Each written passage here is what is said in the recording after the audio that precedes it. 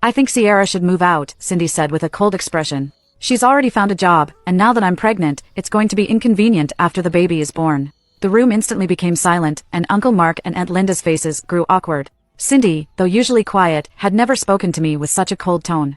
I had always thought she was nice, so I responded kindly, there shouldn't be any inconvenience. And when the baby arrives, I can even help take care of it. When the baby comes, there won't be enough room for everyone. How could that be?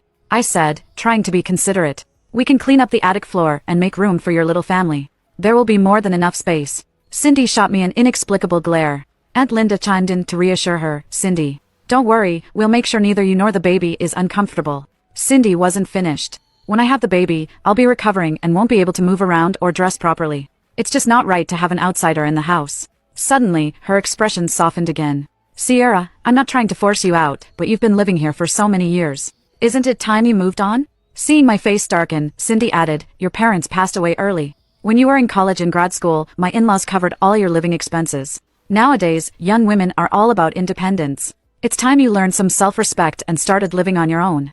Uncle Mark, who had been silent for a long time, finally slammed his hand on the table, yelling at Cindy, that's enough. You're getting out of line. Jason, take your wife back to your room. Jason quickly stepped in to defend her. Dad, Cindy's pregnant. Why are you yelling at her? Besides, she's not wrong.